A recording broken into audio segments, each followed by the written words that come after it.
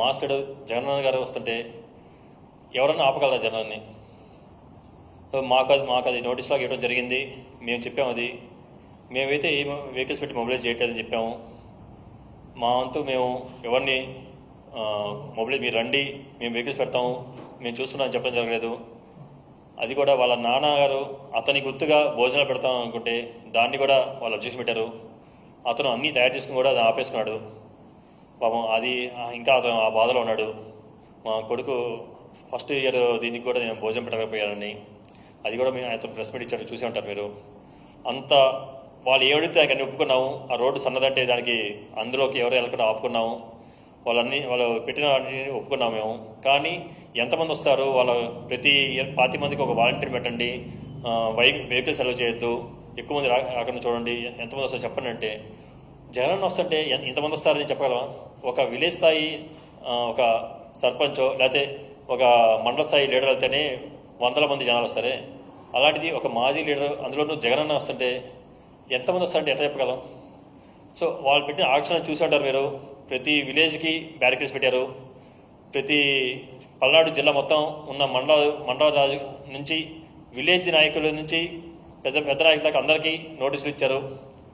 ప్రతి కార్యకర్తకి వెహికల్స్ ఉన్న ప్రైవేట్ వెహికల్స్ ఉన్న ప్రతి ఒక్కరికి ఫోన్ చేసి వెహికల్స్ పెట్టద్దు, మీరు పెడితే దాన్ని సీజ్ చేస్తామని వార్నింగ్ ఇచ్చారు. ఇంతలాగా ఎలా అంటే ఒక సత్తెపల్లి నియోజకవర్గం చుట్టూనే, ఒక టౌన్ చుట్టూనే 25 బ్యారికేడ్స్ దాకా పెట్టారు జనాలు రానికుండా. అలా పెట్టినా కూడా జనాలు, మీరు వీడియోస్ చూస్తుంటారు, నడుచుకుంటూ బైకులు పొలాల్లో వేసుకొని వచ్చారు. 3-4 కిలోమీటర్ల దూరంలో బండ్లు ఆపుకొని నడుచుకుంటూ వచ్చిన వాళ్ళు చాలామంది. అది ఆ జనాన్ని చూసి ఇచ్చినారు. దాన్ని ఎవరు ఆపలేము. నేను చెప్తే నేను రమ్మంటే రావటం, లేకపోతే నేను వద్దంటే ఆగే జనాలు కాదు. అది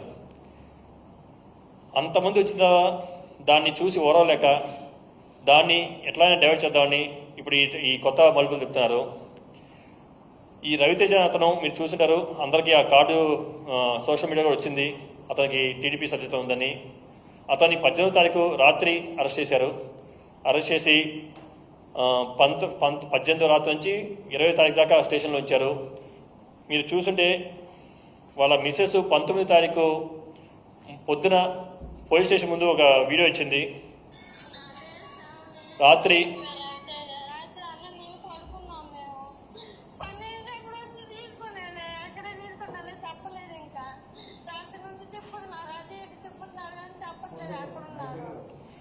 మీరు ఇందులో క్లియర్గా చెప్తుంది, రాత్రి 12:30కి తీసుకెళ్లారని భోజనం చేస్తుంటే.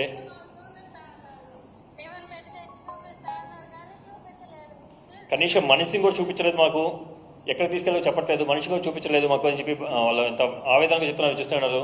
వాళ్ళ తండ్రి మరి వాళ్ళ మదర్ వచ్చి అడిగారు, కనీసం బతుకున్నాడు లేదో చెప్పండి మాకు, అతను ఉన్నాడు లేదో మాకు చూపించండి, ఒక్కసారి కంటికి చూపించండి చాలు నేను అడిగిన పరిస్థితి వాళ్ళది. వాళ్ళు ఎంత ఆవేదన ఉంటే అడుగుతారు వాళ్ళు.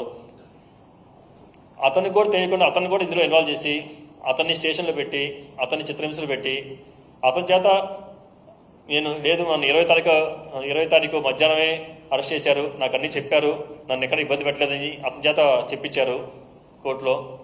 ఇప్పుడు అది మొత్తాన్ని తిప్పి నా మీద పెట్టాలని చూస్తున్నారు. నేను ఫ్లెక్సీ ప్రోత్సహించి పెట్టించానని. ఇది కేవలం డైవర్షన్ పాలిటిక్సే.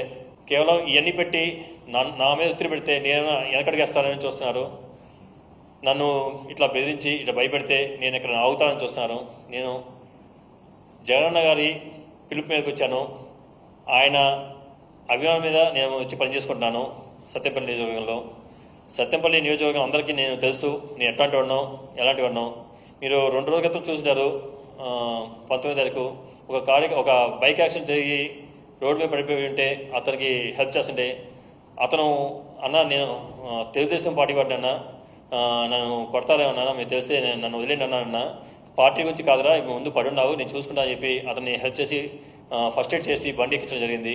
అతను మరుసటి రోజు గుర్తుంచుకొని మళ్ళీ నా హాస్పిటల్కి వచ్చి కలిసి ట్రీట్మెంట్ చేసుకున్నాడు. అలా పార్టీ పరంగా ఒక వ్యక్తిని ఇబ్బంది పెట్టేవాడిని కాదు, ఆ ఆలోచన నాకు ఎప్పుడు లేదు. ఇట్లాంటి డైవర్షన్ పార్టీ చేసి నన్ను ఏదో భయపడితే నేను వెనకడుగేస్తానని చెప్పి ఆలోచన కూడా తప్పు. నేను అట్లా ఎప్పుడు వెనకడు. నా వెనక జగన్ ఉన్నాడు, అన్న ఏమంటే నేను అది ముందుకెళ్తాను. జగన్ గారు ఏం చెప్పినా నేను అది చేయడానికి రెడీగా ఉన్నాను. ఆయన రమ్మన్నాను, ఆయన పిలిచాలని వచ్చాను. నాకేమైనా జగన్ గారు చూసుకుంటానే ధైర్యం నాకుంది. పార్టీ పరంగా నాకు అండ ఉంది. న్యాయపరంగా పోరాటం చేస్తాం. మాకు న్యాయం కోర్టు మీద మాకు ఇంకా నమ్మకం ఉంది. కోర్టు పరంగా న్యాయపరంగా మేము పోరాటం చేస్తాం. దేనికి వెనకాడను.